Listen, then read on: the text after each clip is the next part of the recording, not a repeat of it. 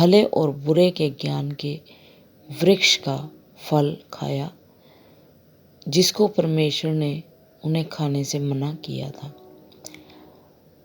और जैसे ही उन्होंने वो खाया फल, तो उनकी आंखें खुल गई।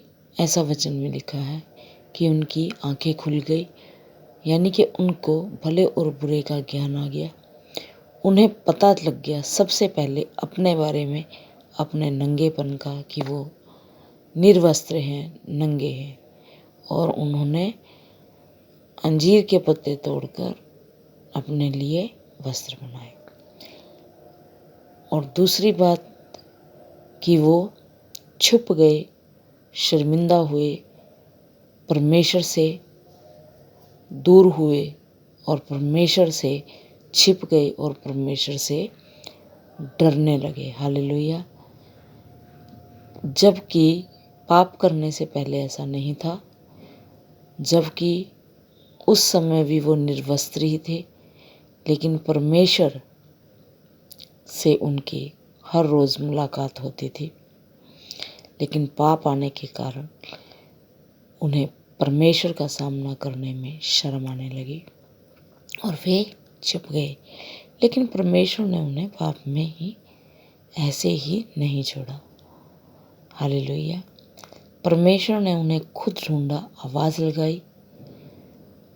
और जब आदम ने कहा कि मैं तुझे देखकर डर गया, बारी में तुझे देख के डर गया, और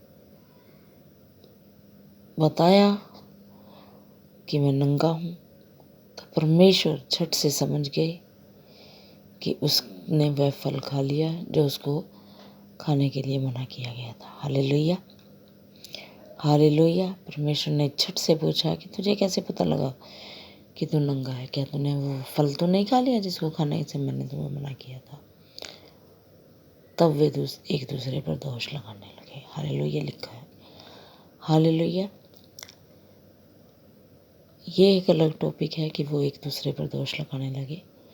लेकिन क्या परमेश्वर ने उसके बाद उनके साथ संपर्क बिल्कुल खत्म कर दिया?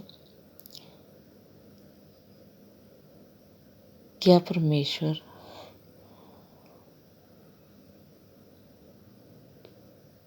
ने उनसे घृणा की? क्या उनके पाप के कारण उनको वाटिका में से निकाल दिया? अगर पाप के कारण परमेश्वर उनको निकालता तो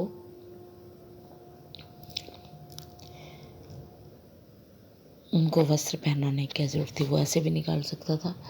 और वाटिका से भी क्या निकालने की ज़रूरत थी उनको? परमेश्वर उनको वहीं पे ख़त्म भी कर सकता था, दूसरे आदम और हवा बना सकता था। परमेश्वर सब कुछ कर सकता है, उसकी इच्छा है, वो ऐसा कर सकता था अगर चाहता तो। हालेलुया।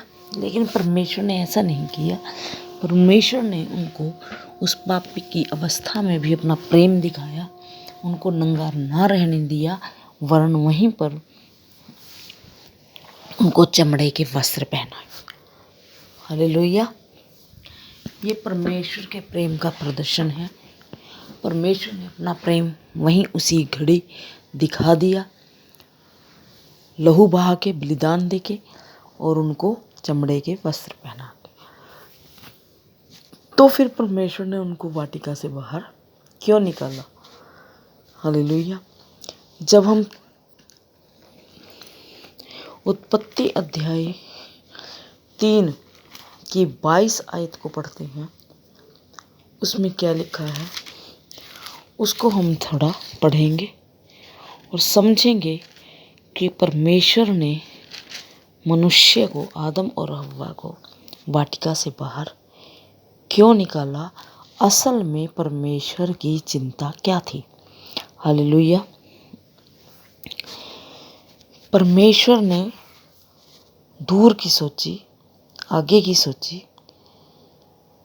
क्या सोचा कि जिस प्रकार से आदम और हव्वा ने भले बुरे के ज्ञान का वृक्ष का फल खा लिया है। क्या लिखा है? 22 आयत को पूरी रीति से पढ़ेंगे। फिर यहोवा परमेश्वर ने कहा, मनुष्य भले और बुरे का ज्ञान पाकर हम में से एक के समान हो गया है। हालेलुया। हम में से एक के समान हो गया है। हालेलुया। मनुष्य परमेश्वर के स्वरूप में रचा गया, लेकिन अब उसके अंदर पाप आ जाने के कारण उसके अंदर स्वभाव किसका आ गया है? शैतान का स्वभाव भी उसके अंदर आ गया है। अब जो भी स्वभाव उसके अंदर बढ़ेगा, चाहे वो शैतानी स्वभाव हो, चाहे वो परमेश्वर का, पवित्र बाइबल में लिखा है कि जो प्रभु की संगति में रहता है वह अनुशंस करके प्रभु के साथ, प्रभु में एक आत्मा हो जाता है। हालेलुया। लेकिन अगर बुराई किसी मनुष्य में ज़्यादा बढ़ जाए, शैतानी स्वभाव ज़्यादा बढ़ जाए, तो वह शैतान के समान भी हो सकता है। हालेलुया। इसीलिए प्रभु ने यहाँ पर कहा कि वह भले बुरे के ज्ञान का वृक्ष खाकर हम में से एक के समान हो गया। कौन? मनुष्य। हालेलुया। मनुष्य भले बुरे के ज्ञान का वृक्ष का फल खा के हम में से एक के समान हो गया। इसलिए अब ऐसा ना हो, आगे की चिंता क्या है प्रभु की? अब कहीं ऐसा ना हो, इसलिए अब ऐसा ना हो कि वह हाथ बढ़ाकर जीवन के वृक्ष का फल भी तोड़कर खा ले और सदा जीवित रहे। हालेलुया। कि जिस प्रकार से आदम और हव्वा ने भले और बुरे के ज्ञान का वृक्ष का फल खा लिया है, वैसे ही वो जीवन के वृक्ष का फल भी तोड़कर खा सकता है और अमर हो सकता है। और परमेश्वर नहीं चाहता था कि ऐसा हो। क्यों? क्योंकि अब मनुष्य के अंदर पाप आ चुका था। अगर मनुष्य अमर हो जाता तो उसके साथ पाप भी अमर हो जाता। इसीलिए परमेश्वर ने मनुष्य को, आदम और हव्वा को अदन की वाटिका से बाहर निकालने के लिए, आदम और हव्वा को बाहर निकालना पड़ा, क्योंकि उस वाटिका के अंदर जीवन का वृक्ष भी था। और परमेश्वर को चिंता थी कि कहीं अगर ये यहाँ रहेगा तो ये इस फल को भी खा सकता है और अमर हो सकता है। हालेलुया। तो उसके साथ पाप भी अमर हो सकता था, लेकिन प्रभु ने ऐसा नहीं होने दिया। प्रभु ने क्या किया? यहोवा ने उनको अदन की वाटिका में से निकाल दिया कि वह उस भूमि पर रहे जिसमें से वह बनाया गया था। इसलिए आदम को उसने निकाल दिया और जीवन के वृक्ष के मार्ग का पहरा देने के लिए अदन की वाटिका के पूर्व की ओर करूबों को और चारों ओर घूमने वाली ज्वालामय तलवार को भी नियुक्त कर दिया। हालेलुया। हालेलुया। आदम और हव्वा को बाहर निकाल देने के बाद भी, जब वाटिका से बाहर निकाल दिया गया उसके बाद भी प्रभु ने सबसे पहले किस बात की चिंता की है? अदन के वाटिका में जो जीवन का वृक्ष था उसके चारों ओर पहरा लगाया। हालेलुया। उसके रास्ते में, मार्ग में लिखा है, यहाँ पर क्या लिखा है? उसके मार्ग का पहरा देने के लिए, यानी कि उस जीवन के वृक्ष तक पहुंचने से पहले जो रास्ता था उस पर भी करूबों का पहरा परमेश्वर ने लगा दिया। मार्ग पे लगा दिया, जीवन के वृक्ष पे नहीं। जो मार्ग जाता है जीवन के वृक्ष की ओर, उस पर क्या लगा दिया? करूबों का पहरा लगा दिया। हालेलुया। और वृक्ष के चारों ओर क्या लगा दिया? और चारों ओर घूमने वाली ज्वालामय तलवार को भी नियुक्त कर दिया। हालेलुया। हालेलुया।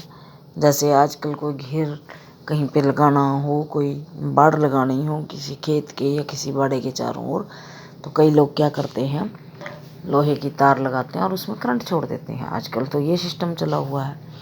तो यहाँ पर लिखा हुआ है ज्वालामय तलवार। ज्वाला यानी कि आग, आग जैसी, आग ने सहित, आग से बनी हुई ज्वालामय, यहाँ लिखा ज्वालामय तलवार को नियुक्त कर दिया। हालेलुया। आग की तलवार को, आग की तलवार को नियुक्त कर दिया चारों ओर उसके। हालेलुया। और करीबों का पहरा लगा दिया। हालेलुया। तो इसका मतलब परमेश्वर ने आगे के लिए भी इंतज़ाम कर दिया कि कोई और भी इस वृक्ष की ओर हाथ बढ़ाकर इसके फल को ना खा ले। हालेलुया। हालेलुया। अगर शैतान आदम और हव्वा को बहकाने के लिए अदन की वाटिका में जा सकता है, तो वह जीवन के वृक्ष की ओर भी अपना हाथ बढ़ाने के लिए वह अदन की वाटिका में जा सकता है। हालेलुया। हालेलुया। इसीलिए परमेश्वर ने ज्वालामय तलवार को नियुक्त कर दिया। हालेलुया। क्यों? क्योंकि आदम और हव्वा को रखा गया था उस वाटिका में। अगर आदम और हव्वा को बाहर निकाल दिया गया है तो जीवन के वृक्ष के चारों ओर ज्वालामय तलवार नियुक्त करने का मतलब ही क्या है? और कौन है वहाँ पे? हालेलुया। लेकिन परमेश्वर ने आगे की सोची, दूर की सोच रखता है। परमेश्वर महाबुद्धिमान परमेश्वर है, वो दूर की सोच रखता है। और जैसे उसने आदम और हव्वा के बारे में सोचा कि कहीं ये जीवन के वृक्ष की ओर अपना हाथ ना बढ़ाएं और इसका फल खा के भी सदा के लिए जीवित ना हो जाए, इसीलिए तो उनको अदन की वाटिका से बाहर निकाल दिया। लेकिन उसके बाद भी उसने जीवन के वृक्ष की ओर जाने वाले मार्ग में करूबों का पहरा बिठा दिया और उसके चारों ओर ज्वालामय तलवारों को भी नियुक्त कर दिया। इसका मतलब परमेश्वर को डर था कि कोई और भी इस जीवन के वृक्ष के फल को खा सकता है। और कौन हो सकता है? यानी कि जब शैतान आदम और हव्वा को बहकाने के लिए, उनको फल खाने के लिए उकसाने के लिए जा सकता है, तो वह जीवन के वृक्ष की ओर